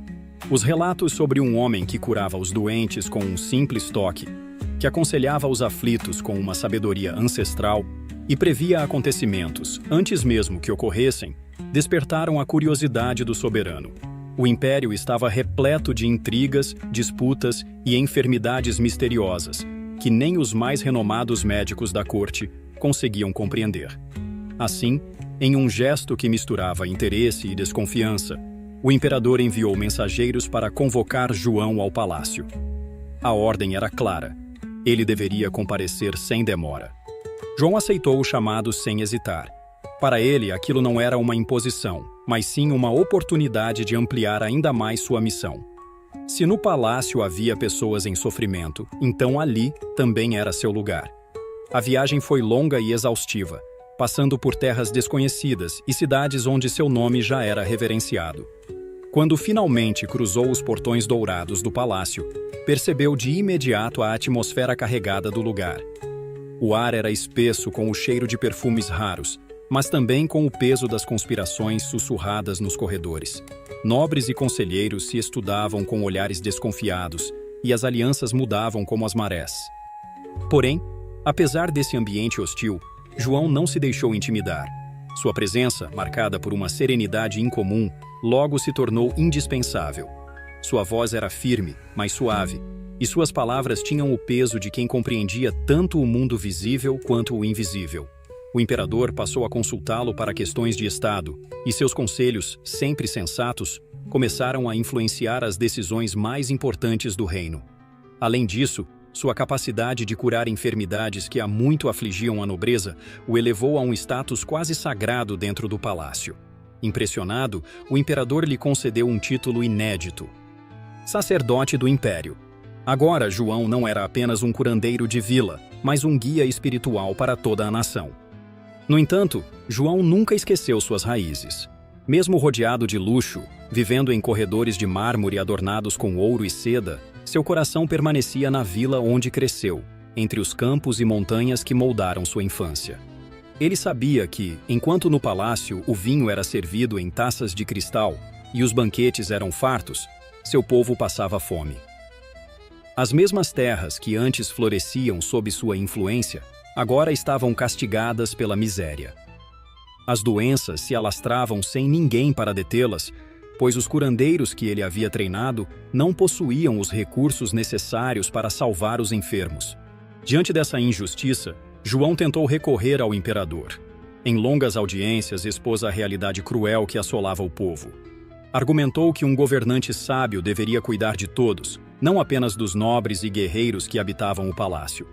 Sugeriu que uma parte das riquezas do império fosse usada para construir hospitais, garantir comida para os necessitados e fortalecer as pequenas comunidades que sustentavam o reino. Suas palavras eram justas, sua intenção nobre, mas encontraram ouvidos surdos. O imperador, já embriagado pela própria grandiosidade, riu da proposta. Para ele, a riqueza era um direito dos poderosos, e os fracos deveriam encontrar suas próprias maneiras de sobreviver. Além disso, João havia feito inimigos. Muitos dos conselheiros da corte viam sua influência como uma ameaça. Eles sussurravam ao ouvido do imperador, espalhando boatos de que o curandeiro não passava de um impostor, alguém que buscava desestabilizar o trono.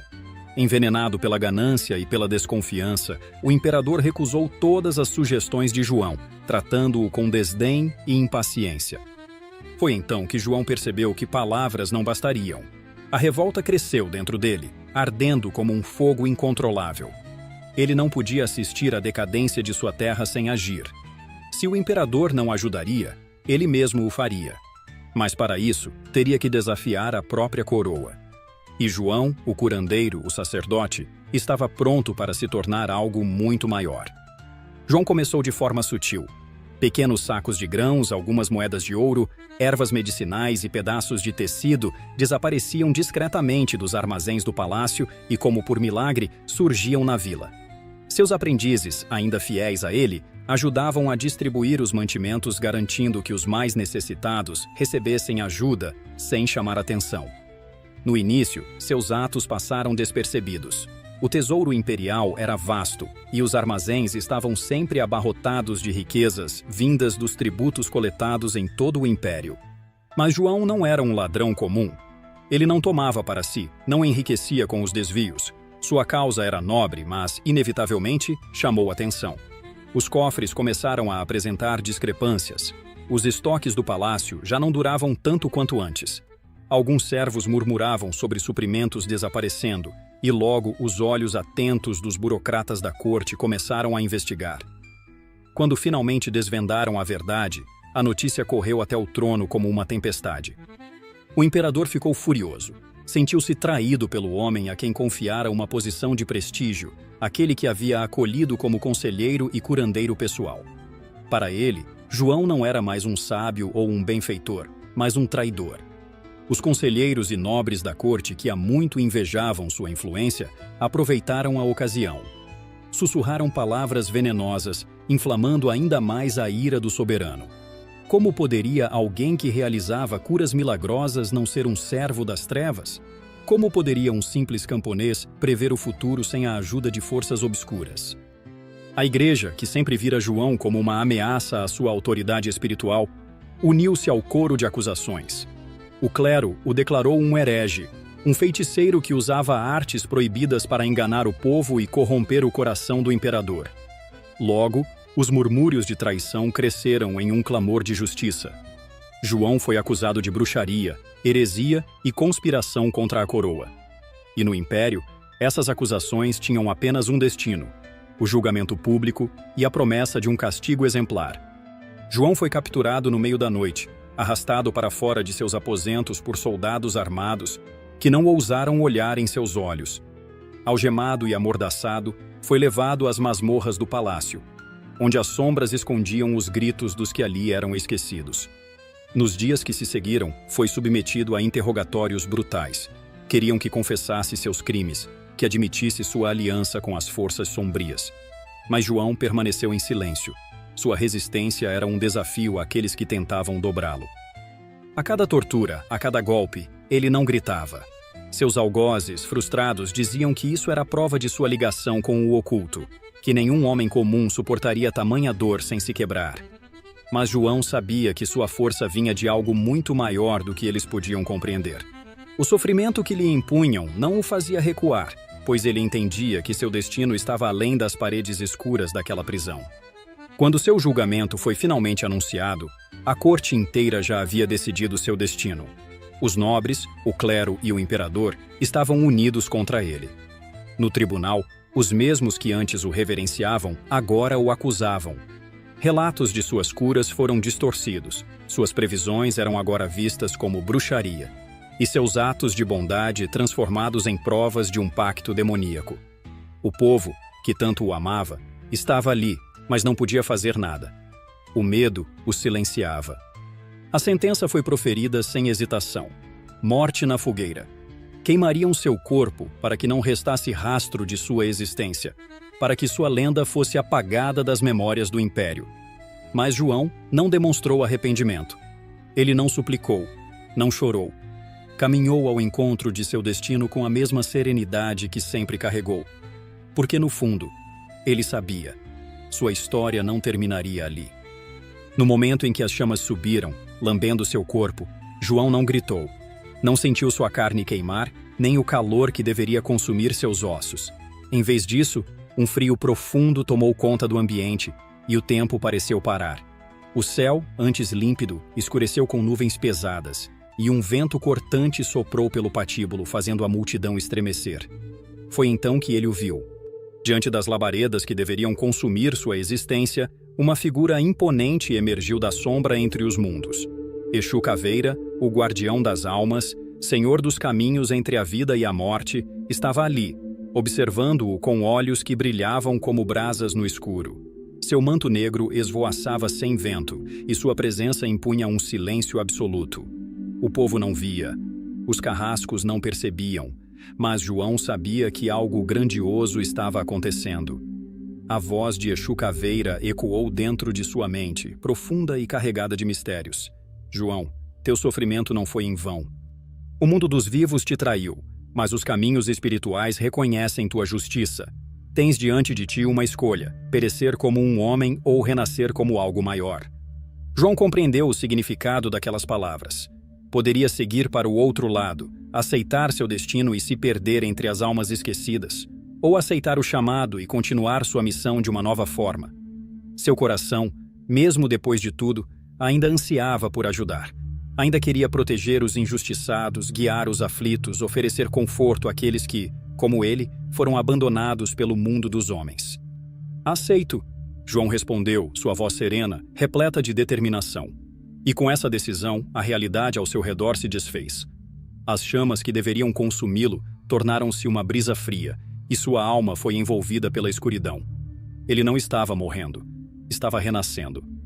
A multidão assistiu em choque quando, sem explicação, o fogo se apagou repentinamente, deixando para trás apenas cinzas dispersas pelo vento. João não estava mais ali. Seu corpo desaparecera, como se nunca tivesse existido. Mas sua jornada estava apenas começando. Nos reinos ocultos, sob a tutela de Exu Caveira, ele daria seu próximo passo. Um passo rumo ao desconhecido, rumo ao que estava além da compreensão dos vivos. A transformação de João foi profunda e irreversível. Seu corpo físico já não existia, mas sua essência se fortaleceu, moldada pelo conhecimento ancestral e pela força dos mistérios espirituais. Como Exu João Caveira, ele se tornou um guia entre os mundos, um farol para aqueles que se perdiam nos véus da morte e do renascimento. Aos poucos, seus olhos passaram a enxergar além do tempo e do espaço. Via espíritos vagando sem rumo, sentia a dor dos que partiram sem despedidas, ouvia os lamentos dos que ainda se prendiam ao que foi.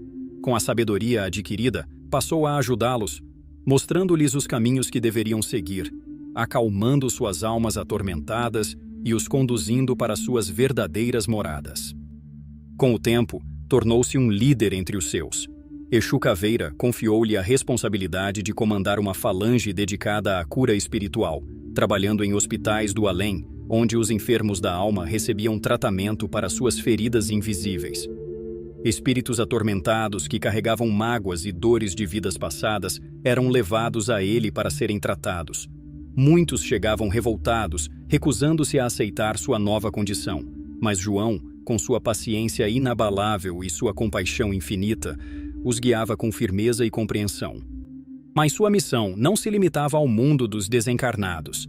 Como um Exu poderoso, João também auxiliava os vivos, aqueles que enfrentavam provações espirituais e que necessitavam de orientação. Trabalhava ao lado de médiuns, protegendo-os de energias nocivas, afastando influências negativas e ensinando-lhes sobre o equilíbrio entre os planos.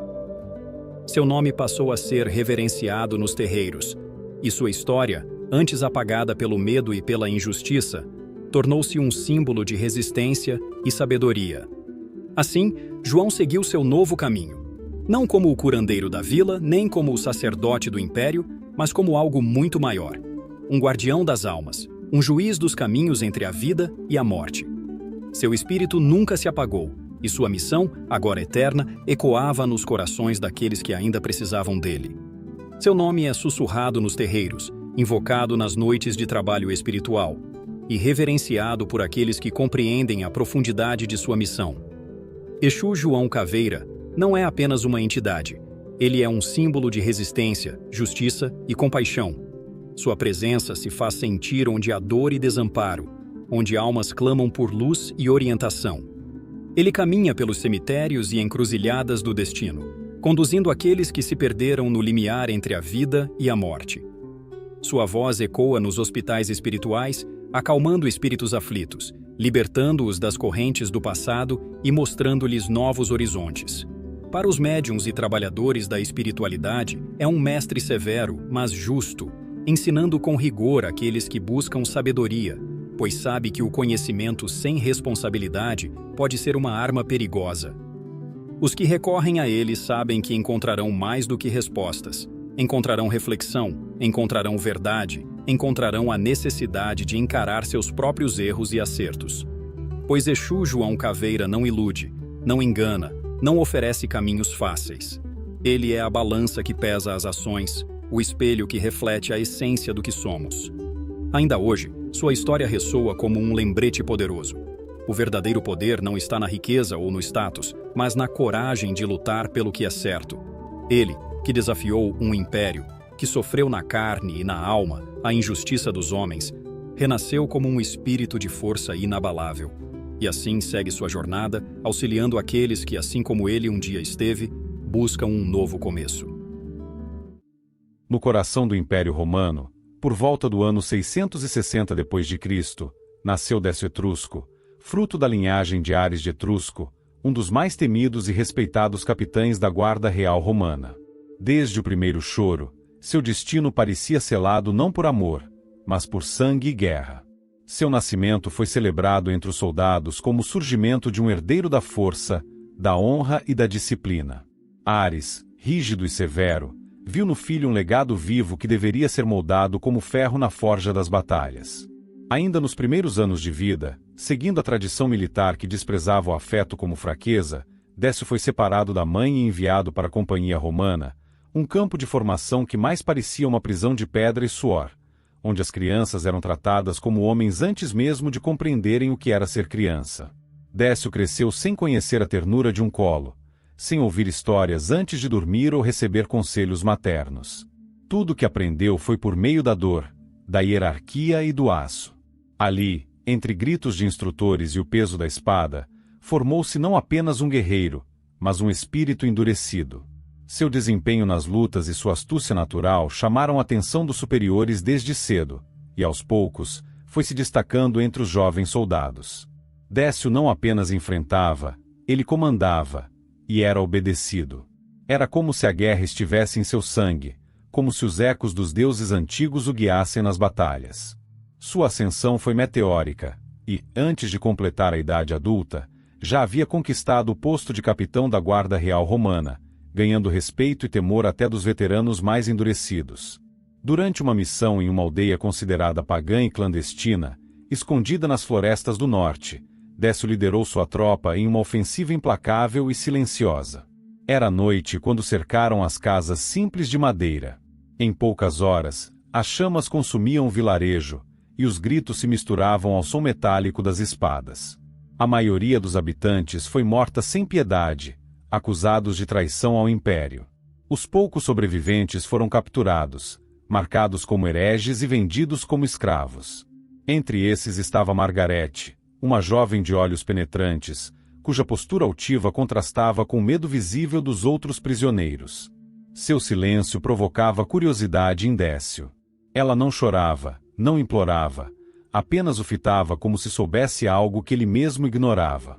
Intrigado e tomado por um sentimento que não compreendia, Décio a comprou como escrava, ordenando que fosse levada à sua residência pessoal. Margarete, porém, não era uma simples camponesa. Aos poucos, revelou-se conhecedora de antigas artes místicas, herdeira de uma linhagem de mulheres sábias, perseguidas por sua ligação com a bruxaria ancestral. Suas práticas logo chegaram aos ouvidos da Igreja Romana, que viu nela um perigo a ser eliminado. A sentença foi rápida, execução por feitiçaria. E o encarregado de levá-la ao sacrifício seria o próprio Décio. Tomado por um conflito interno jamais sentido, entre a rigidez do dever e o abalo de seus sentimentos por Margarete, levou-a até o altar da morte. Nos últimos momentos, ela não implorou. Fitou uma última vez e lançou sua maldição. Tu e tua tropa morrerão como queimastes minha aldeia, mas os de coração puro serão poupados, mesmo na morte. A maldição de Margarete não tardou a manifestar-se. Um a um, os soldados sob o comando de Décio começaram a desaparecer ou a enlouquecer, muitos abandonando a guarda com medo de um destino sombrio. Restaram apenas 40 homens, aqueles mais leais ou insensíveis ao medo. A decadência do outrora glorioso capitão foi rápida. Destituído de seu posto, exilado da Guarda Real, ele passou a viver como um comandante errante, aceitando missões pequenas, de baixo risco e muitas vezes humilhantes. Décio já não era o símbolo da glória romana, mas sim uma sombra carregando arrependimentos que se acumulavam em seus olhos. Durante uma dessas expedições menores, sua tropa caiu em uma emboscada arquitetada por sobreviventes de aldeias arrasadas no passado. Com o ódio cultivado por gerações, os aldeões capturaram a todos. Os 40 soldados foram levados a um celeiro e queimados vivos, enquanto Décio era obrigado a assistir, amarrado e silenciado. Cada grito ecoava como um julgamento. Após isso, seu suplício começou. Foi despido, amarrado e sua pele foi arrancada aos poucos, em um ritual de vingança e dor. Quando o fim parecia próximo, Décio não gritou por ajuda, mas por perdão. Chorou pela primeira vez desde a infância, não por si, mas por aqueles que arrastara consigo ao inferno. Pediu a Deus uma segunda chance, não para voltar, mas para servir de guia àquelas almas que haviam caído ao seu lado. Após sua morte brutal, Décio não foi arrastado de imediato para os horrores do inferno, tampouco elevado aos céus luminosos. Seu espírito, mergulhado em arrependimento sincero, foi acolhido pelo umbral, uma zona de transição, densa e obscura, onde as almas penitentes vagam entre o remorso e a busca por redenção. Ali, ele vagou por um tempo impossível de medir, observando as almas perdidas se retorcerem em suas próprias dores, ouvindo histórias de traições, de perdas, de pecados que se arrastavam vida após vida. Os gritos ali não cessavam, e o ar espiritual era feito de lembranças dolorosas e angústias congeladas no tempo. Em meio à sua jornada silenciosa, uma entidade de luz surgiu diante dele, não impositiva, mas serena. Era um guia espiritual, cuja presença acalmava até os lamentos mais profundos. Teu corpo pertenceu ao mundo, mas tua alma ainda pode servir à justiça, disse o ser. Tens uma dívida com a vida e um pacto não cumprido com os que se perderam contigo. Tocado por essa chance de redenção, Décio aceitou o fardo. Jurou orientar aqueles que ainda não encontraram o caminho, mesmo que para isso tivesse que vagar por toda a eternidade. E assim, iniciou sua transformação. Seu corpo espiritual se reformulou, tornou-se um esqueleto coberto por um manto negro, com olhos flamejantes que viam através da ilusão, carregando tanto a dor quanto a sabedoria da luz e da escuridão. Nascia o Exu Caveira, o novo guardião dos portais entre mundos, o protetor dos que morreram sem justiça. Mas sua missão não seria completa sem cumprir a promessa feita nos últimos suspiros: resgatar os 40 companheiros que haviam morrido queimados sob sua liderança. Século após século, Caveira vagou pelas camadas do umbral, enfrentando regiões onde o tempo se rasga e a dor toma forma. Encontrou seus antigos soldados espalhados pelos recantos mais escuros, alguns deformados pela raiva e pelo desespero, outros completamente corrompidos, sem memória de quem foram. Muitos resistiram, atacaram-no, incapazes de reconhecer seu capitão. Mas Caveira, com paciência imortal e voz firme, os acalmava. Mostrava-lhes lembranças, compartilhava sua dor e prometia-lhes redenção. A cada alma resgatada, uma nova centelha de luz surgia no umbral. Um a um, os 40 foram sendo libertos de sua prisão espiritual. Aqueles que aceitaram a redenção renasceram como cavaleiros da morte, guerreiros espirituais leais a Exu Caveira, portadores de armaduras etéreas e armas feitas do próprio arrependimento transmutado. Agora, em vez de soldados de guerra, eram sentinelas do equilíbrio, atuando ao lado de seu líder para conduzir almas perdidas, fechar portais abertos por magia negra e combater os horrores que se alimentam do sofrimento humano. Com sua falange restaurada, Caveira passou a enfrentar ameaças cada vez mais sutis e cruéis. Uma das mais graves vinha de um grupo de feiticeiros das sombras, magos que, corrompidos pela sede de poder, invocavam almas para prendê-las e sugar sua energia vital. Essas criaturas não apenas manipulavam os mortos, mas também os vivos, espalhando doenças espirituais, provocando tragédias e semeando loucura. Em suas fileiras, estava um mago descendente direto de um sacerdote ancestral, o mesmo que havia condenado Margarete à morte. O ciclo se repetia, e agora, deveria ser encerrado. Caveira, ao lado dos Cavaleiros da Morte e com o apoio da falange dos Exus, preparou um ataque ao reduto espiritual dos feiticeiros, uma fortaleza de energia densa, escondida nas profundezas do umbral. A batalha foi brutal. Feitiços colidiam com espadas espirituais, portais se abriam como feridas no ar, e os gritos das almas aprisionadas ecoavam pedindo libertação. Em um último confronto, Caveira enfrentou o líder dos feiticeiros, e com o peso de sua missão e o eco de Margarete em sua alma, selou nas regiões mais profundas do umbral, onde a luz não penetra e nem mesmo os demônios ousam caminhar. No alto das colinas espirituais, a alma de Margarete observava, em silêncio, com um sorriso de alívio nos olhos, finalmente em paz. Após a guerra contra os feiticeiros, Exu Caveira não voltou ao descanso. Pelo contrário, compreendeu que aquela batalha era apenas uma entre muitas, talvez a primeira de uma longa série que ainda estava por vir. A vitória não trouxe alívio, apenas revelou o tamanho real da escuridão que pairava entre os mundos. Havia almas demais perdidas, flutuando sem rumo, presas por traumas antigos, violências não resolvidas e pactos selados em desespero. Muitos não sabiam sequer que haviam morrido. Outros se recusavam a aceitar seu destino, agarrando-se à matéria com uma força tão intensa que se tornavam sombras de si mesmos. A cada noite, multidões de recém-desencarnados se perdiam nos corredores tortuosos do umbral, arrastados por espíritos vampíricos, devoradores de energia, ou tomados por pavor profundo, entregues à loucura espiritual. Foi então que Caveira, em um gesto solene e solitário, ergueu o portão de ferro, um marco espiritual entre os planos, mais antigo que qualquer construção humana, esculpido com a força do propósito e temperado nas chamas do sofrimento coletivo. Ali, criou-se um novo tipo de passagem, não apenas um portal, mas um tribunal espiritual onde cada alma seria examinada em sua essência. Não se julgavam erros morais superficiais, mas sim o peso do arrependimento, a verdade do coração e a natureza dos vínculos deixados para trás. Diante desse portal, os cavaleiros da morte se posicionaram, espíritos guerreiros forjados na dor, na disciplina e no silêncio, zelando para que nenhuma alma escapasse sem ter enfrentado sua própria verdade. A entrada era selada com símbolos sagrados, gravados com sangue espiritual e forjados na dor dos que haviam caído injustamente, criando uma energia tão densa que até os obsessores mais poderosos recuavam ao sentir sua vibração. Caveira assumiu, então, a função de guardião dos caminhos, não por imposição ou decreto, mas por merecimento conquistado nas entranhas da dor e da lealdade ao propósito maior. Ele se tornou responsável por conduzir espíritos até seu verdadeiro destino, fosse a luz regeneradora do recomeço, onde a alma poderia reencarnar ou descansar, fosse a sombra dura da reparação, onde precisaria enfrentar as consequências de seus atos.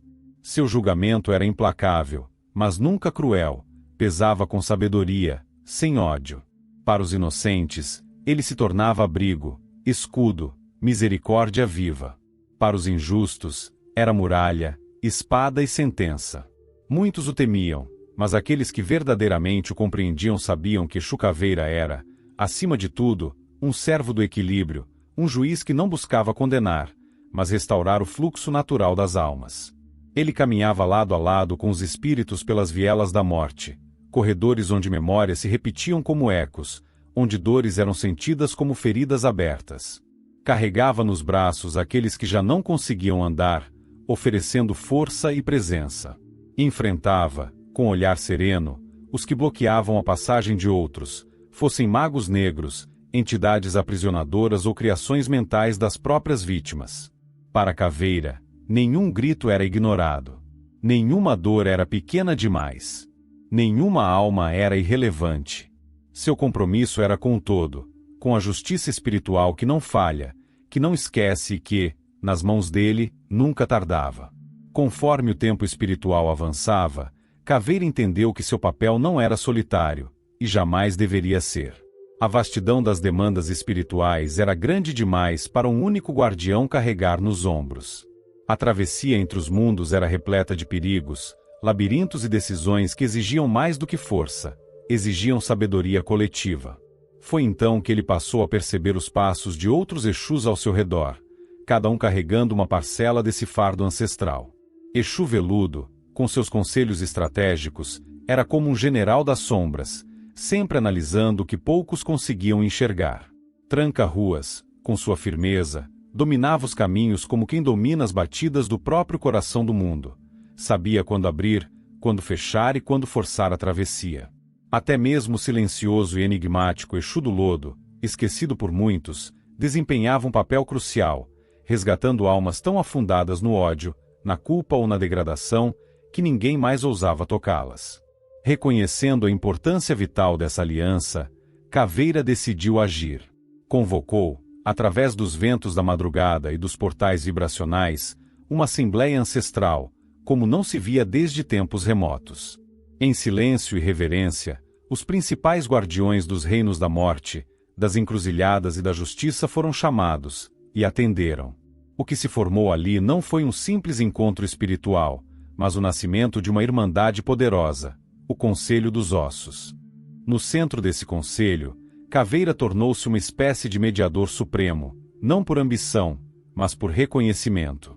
Sua energia era respeitada por todos, até pelos mais arredios. Sempre que uma alma era injustiçada, fosse por feitiçaria cruel, suicídio induzido por vozes externas, assassinato brutal ou mesmo pelo esquecimento doloroso dos que ficaram, seu nome era um dos primeiros a ser chamado. Ele surgia nos limiares entre o mundo físico e o astral, com olhar profundo e presença inevitável. Muitos médiuns, ao sentirem sua aproximação, caíam em pranto ou temor, não porque ele impusesse dor, mas porque sua presença desnudava as ilusões, arrancava máscaras com um simples silêncio. Caveira não gritava. Ele não precisava. Sua força era o eco da verdade que ninguém mais conseguia calar. Sua energia varria os ambientes como uma brisa fria que carregava lembranças esquecidas, segredos soterrados e memórias negadas. Quando ele se aproximava, os portais tremiam, e as consciências, mesmo as mais endurecidas, se curvavam diante do reconhecimento inevitável de suas falhas ou méritos. Ele era o silêncio após o caos, o peso da consciência no instante exato em que a alma encara sua própria história, sem véus, sem desculpas. Com o conselho dos ossos ao seu lado, Caveira selava seu compromisso não apenas com a justiça espiritual, mas com a própria evolução dos mundos. Pois onde há verdade, há passagem. Onde há equilíbrio, há caminho. E onde há Exu Caveira, há justiça que não dorme. Ao longo dos séculos, o nome de Exu Caveira passou a ser sussurrado com reverência nos terreiros, temido nas regiões sombrias e respeitado nos salões silenciosos dos guias de luz. Sua imagem cruzou fronteiras entre religiões, crenças e culturas espirituais, tornando-se um símbolo do equilíbrio entre força e justiça, entre morte e recomeço. Alguns o viam como juiz implacável, que media o peso das ações humanas sem se deixar levar por lágrimas ou promessas vazias. Outros o consideravam um guerreiro das sombras, pronto para entrar em combate espiritual contra qualquer entidade que escravizasse almas ou se alimentasse do sofrimento humano. Mas, para os que o invocavam com fé sincera e coração limpo, Caveira era refúgio, era chão firme em meio ao abismo. Era aquele que caminhava ao lado do desesperado, mesmo quando todos os outros se afastavam. Médiuns com missões voltadas à necromancia sagrada, resgate de almas aprisionadas, enfrentamento de magias densas e limpezas espirituais de grande profundidade passaram a sentir sua presença de forma marcante. Com o tempo, não apenas sua atuação se intensificou, surgiram falanges espirituais que carregavam sua vibração e propósito. Entidades afinadas com sua essência e comprometidas com os mesmos ideais passaram a se manifestar nos planos físicos e astrais. Exu Caveirinha, com sua firmeza juvenil e habilidade em abrir caminhos nos umbrais mais densos. Caveira das Almas, especialista em rastrear espíritos perdidos e conduzi-los de volta ao fluxo da vida. E o misterioso Caveira da Meia-Noite, cuja força se revelava justamente nas horas em que o mundo dorme, quando as sombras falam mais alto e os pedidos silenciosos dos esquecidos ecoam com força. Essas linhas de trabalho formaram uma verdadeira legião voltada para a justiça espiritual, não como soldados, mas como guardiões conscientes, preparados para atuar onde a maioria não ousaria pisar. E mesmo diante de toda essa grandeza, mesmo com o respeito conquistado nos planos mais elevados da espiritualidade, Exu Caveira nunca esqueceu sua origem. Ele não se afastou de sua dor nem a escondeu sob títulos ou glórias. Em noites silenciosas, longe dos rituais e das incorporações, ele ainda visita os campos espirituais onde sua tropa foi dizimada. Soldados espirituais que lutaram ao seu lado na primeira guerra contra os feiticeiros e cujos nomes desapareceram do mundo dos vivos, mas vivem na memória do guardião. À sombra de árvores espirituais, ele se sente e contempla as estrelas, como se nelas enxergasse os olhos de Margarete, aquela que lhe deu amor, coragem e sentido antes de tudo começar. Sua presença o acompanha de forma invisível, como um perfume que nunca se dissipa, como um sussurro que atravessa planos e resiste ao tempo. Caveira não busca redenção, ele já a conquistou com cada alma salva, com cada brecha selada, com cada injustiça enfrentada. O que busca agora é o cumprimento constante e incansável de sua promessa mais antiga: guardar os inocentes, enfrentar a tirania dos que dominam pela dor e manter sempre aberta a porta entre a vida e a morte, para que nenhum espírito, por mais perdido que esteja, permaneça preso no esquecimento. Exu Caveira não representa o fim, ele é a travessia. Ele é a mão que se estende no escuro, a chama que brilha no umbral, o tambor que ecoa no silêncio das almas abandonadas. Por ele, até o mais esquecido dos espíritos pode reencontrar seu caminho. E por onde ele passa, a verdade floresce, mesmo sobre o solo mais árido. Pois há guardiões que vigiam fronteiras, e há lendas que vivem entre os mundos para que nenhum deles colapse.